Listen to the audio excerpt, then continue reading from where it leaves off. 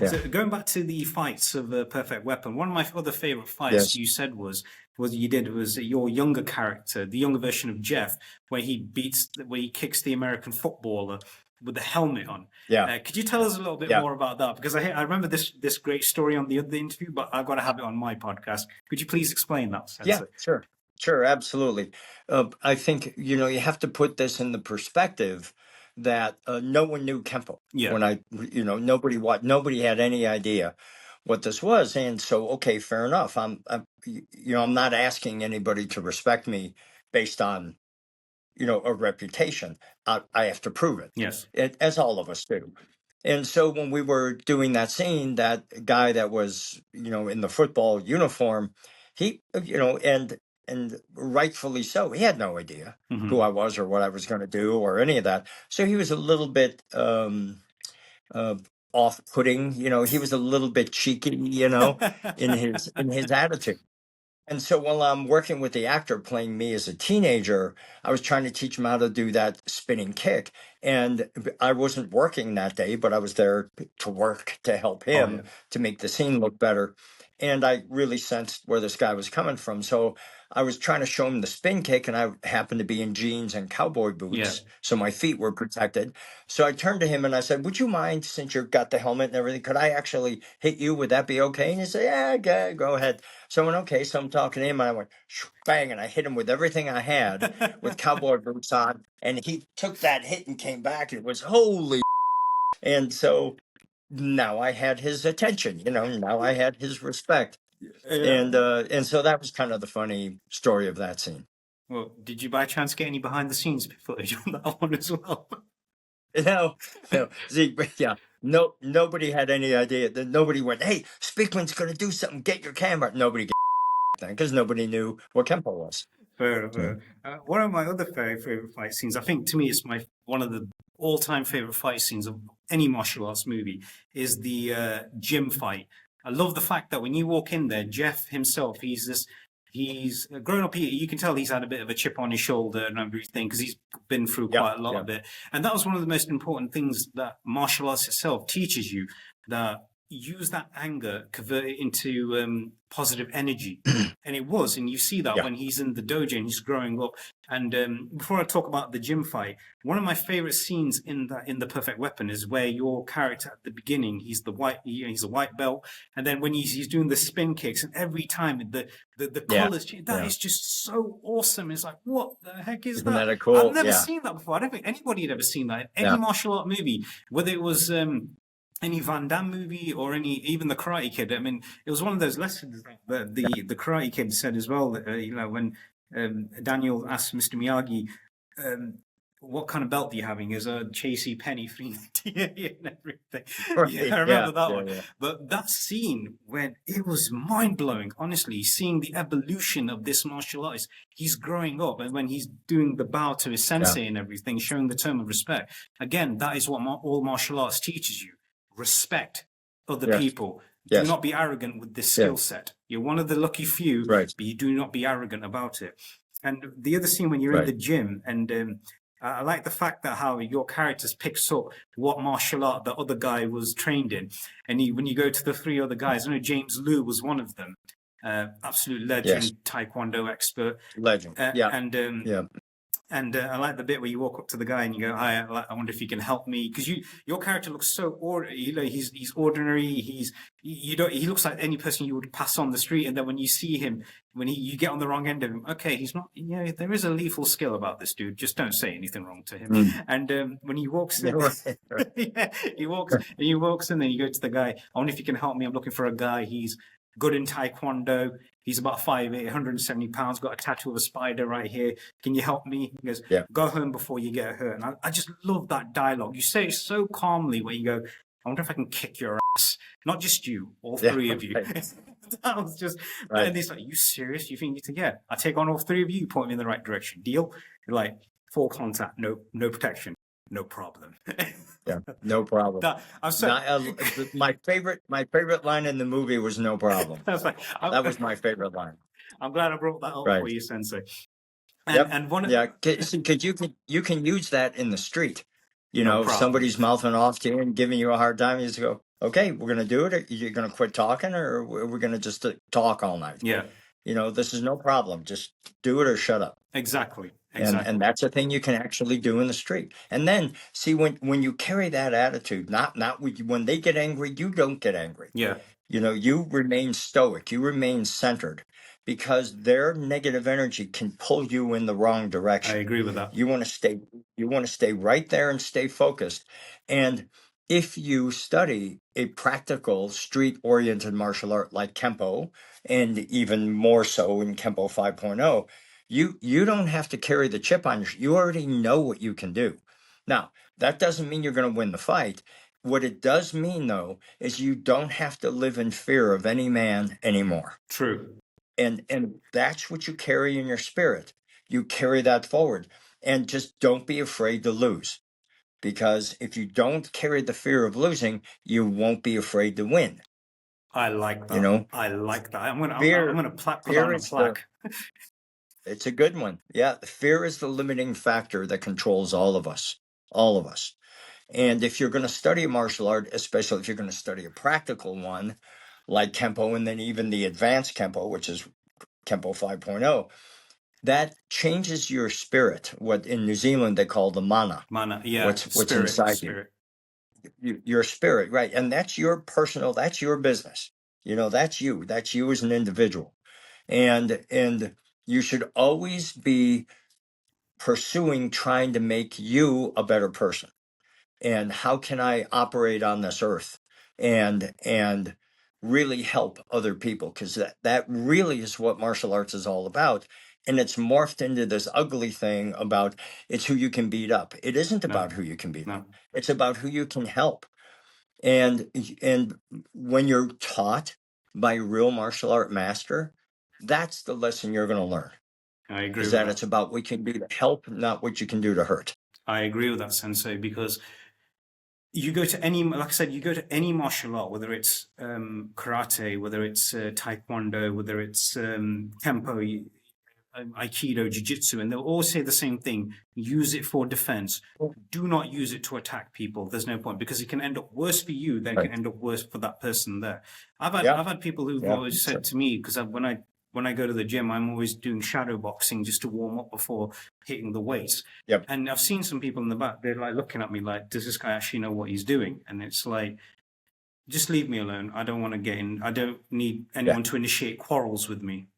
I'm here to do my Right. thing. Right. I'm here to do my thing. You do your thing, and we'll be happy. We'll be happy that way. Yeah. Yeah.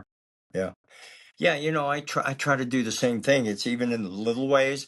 Like when I'm driving home from a restaurant, I'll go a little bit out of my way to take a road that's less traveled Yeah, because I just stay away from other human beings that I don't know. true. Because there's always going to be trouble somewhere over there. The bigger the group of people, the more likely it is that there's going to be trouble. It's because of how we look at life and how we look at being alive and being on planet Earth right now. And if that's the constitution of your character, great. You go stay over there, I'll be over here. I don't care if you change or not. I don't care. But I'm not the guy you're looking for if you're looking for trouble. Just leave me alone. Go over there because we're not gonna get along. So I don't need to prove anything. And because you need to prove something doesn't mean I have to buy into your negative energy. I don't. I can live my life and you can live your life. And if they coincide, great. And if they don't, that's great too. I agree with that. That's one of the best lessons I've ever learned, Sensei. You just taught me this. I didn't know I was coming into a seminar today. If it was just an interview, but I like the seminar instead, Sensei. Thank you for that. Thank you. Because I was going to ask you what Cool. is the most important lesson from martial arts, and you've just pretty much answered that question. You've hit the nail on the head there, Sensei. Exactly. So Yes. you did mention earlier on that you had a stage 4 throat cancer. Could you please explain how it began and how you came by defeating it? Because to me, not even cancer can keep the perfect weapon down. Right. Well, the complexity with me is the effects of the cancer in my throat were hidden by the fact that I had a really bad summer cold, Okay. and it lasted for a long time. And your throat hurts when you swallow, so you don't think anything of it. But then eventually the cold went away, but I still had the throat problem.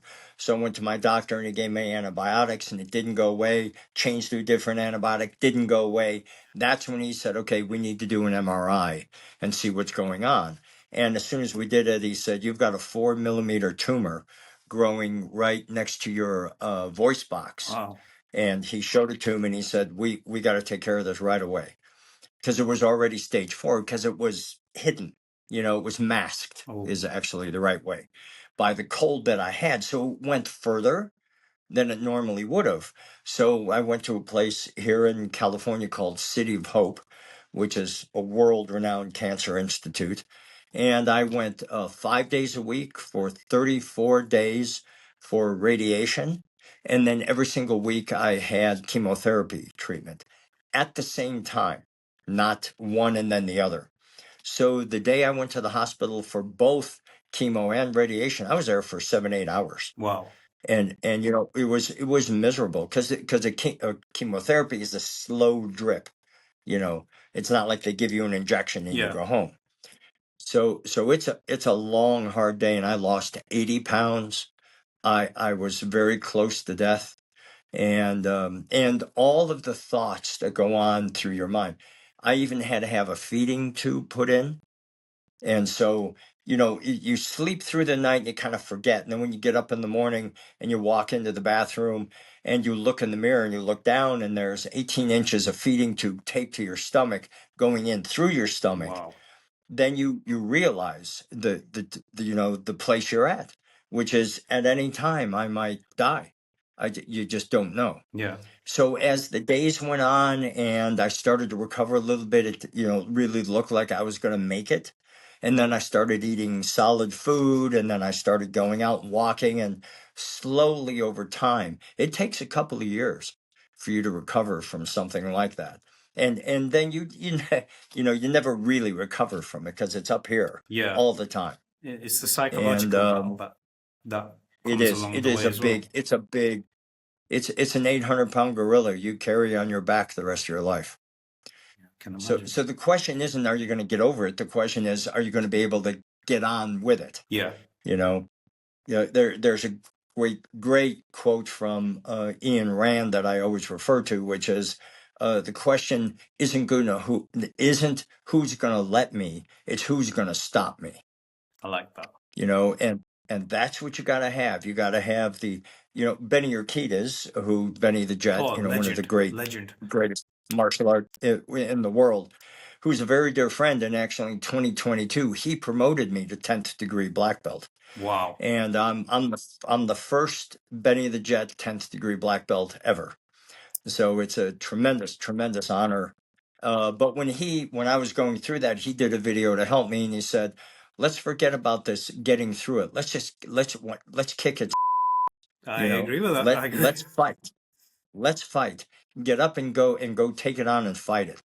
And I had things like that from people all over the world, and it helped so much for my mental attitude to get through it. So it was an incredible experience, and it's over. And that's all that matters. Well, we're grateful that you're still here, Sensei, and it's you are a true warrior. I'm going to give you another compliment. You are a warrior. You are the definition of a warrior. And to come, like I said, even though you're a martial artist, you're a kind individual, and nothing can put you down like that. I had so much respect to you, so much endless respect to you. Thank you so much. No, it's true. That, like I say, you are the perfect weapon. You had a deadly takeover of and then the expert usually knocked it away. Job done. Yeah. So I had to give you this. Accurate, though. Accurate. Exactly, sir.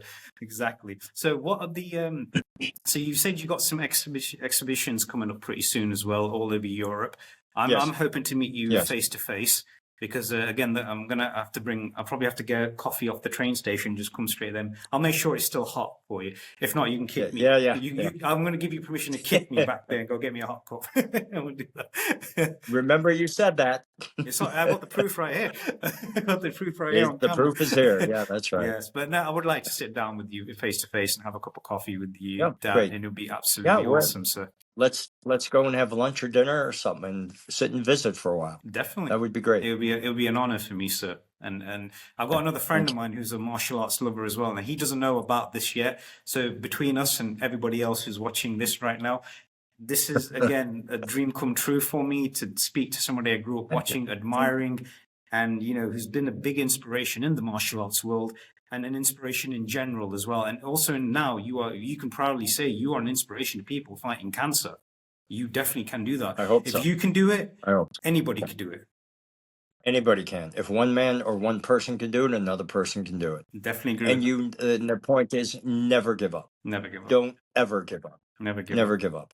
And if you come to the point where this is the time for you to transition out of this life, just do everything that you can with love and affection for others, because that you'll carry that on to the other side. I agree with that. It's all about the energy that you are and the energy that you have, and how you think promotes the words you say to yourself, which promotes your behavior. I agree with that. So you got to think right, to speak right, to act right. So if there are people who are having problems, or if you have problems with other people, always go to how they're thinking. Don't just go to how they're behaving. Get back to the thoughts that precede the words, that precede the action, and then you can evoke change from there. Yeah, that is one of the great. You're just full of all these great quotes, Sensei. I got to admit to that. And you're a spiritual warrior as well, not just a physical warrior. I'm going to give you that as well. I feel that for sure. Yeah. In fact, Benny and Sarah Kitas and I talk about that all the time. They refer to us as pillars of light, people who are moving to try to make the human experience better for all of us, not just selfishly for myself. Yeah. The place that we've digressed to now is this cannibalistic capitalism that it's all about the money and screw people over to get whatever, kneecap everybody before you even begin negotiating. Business is about taking people down, and then if you're a bank, you give loans to people who can't make the payments, so you can foreclose and make more money. Yeah. It's crazy that it's all about the money and not about the human being, and we need to change that desperately, because we're not in a good place right now. I agree with that, Sensei. We got to do our best as human beings to try and make the world a better place for the next generation to come. And it only works if we all work together. But you are right. Nowadays, we are living in a time of arrogance, greed, selfishness, blackmailing. It is everywhere you look. And nowadays, trying to find a real person is like trying to find a needle in a haystack. Yeah. And I'll jump in again with the statement I made earlier. You want to see a whole bunch of them? Come and visit us when we have our gatherings for our 5-0 around the world. Every person that's with us is a wonderful, caring, loving person who happens to be incredibly good in martial arts. Well, I'll definitely be there. My ticket will be booked. You don't worry about it. I'll definitely come down and see you in Exeter. I really want you to see this. It's amazing what we have built. Thank you, Sensei. I will definitely mean that. It'll be an honor for me to come in. I'm going to try my best to bring all the other team with me as well, so they'll be blown away. I know Aiden will be blown away when he sees you, and he'll be like, good. He'll be like that. His face will drop to the ground. But you will definitely like him as well. You would definitely like this dude. Everybody's welcome. Everyone is welcome. We don't isolate. We don't make it just for Kenpo people. We got to figure out how to get along in this world. Of course. Because we're still killing each other on a very barbaric level. This is just, we're actually literally killing ourselves, forcing other people to die from starvation and lack of energy and lack of things. Then there is no lack of anything. Yeah. There's plenty of food and water and electricity, and all we have to do is figure out how to get along with one another, and stop letting those walls of illusion that separate us, the prejudices and the my religion is better than your religion and all of that. Those walls need to be taken down, and we need to sacrifice for ourselves for the benefit of the group. And what is the group? It's all of us around the world. Yeah. It's not just Americans versus, that's the thing we're into now. How America is trying to separate itself from the rest of the world. It's a bad move. It's a bad move. We need to lead the world in how to come together, because the problems we have to solve right now are going to take a world of cooperation, and we're nowhere near that right now. I agree with that, Sensei. You've hit the nail on the head again there. I got to admit to that. So, again, this has been an honor to talk to you. Thank you again for coming on my show. Thank you. It's been a pleasure. I hope to talk to you again down the line. And again, Sure. Everybody give Sensei Speakman a follow as well. And make sure you take up Kenpo as well down the line, everybody. Yeah, and I'll be seeing you in Exeter in December then. I'll be there. All right. Thank you, Sensei. Thank you again. No, thank you for the opportunity, and to all the people listening. It's really a pleasure to be here, and I thank you so much for your interest. Thank you. Most welcome, Sensei. Thank you for giving me an opportunity to speak to you as well. You're welcome. Thank you. You're welcome. Anytime, sir. I'll be back anytime you ask. Call me Addy. It's fine. No, not sir. Okay, Eddie. All right. Thank you, sir. All right. Thank you, Sensei. You bet. Thank you, cheers. Take care, everybody. Bye.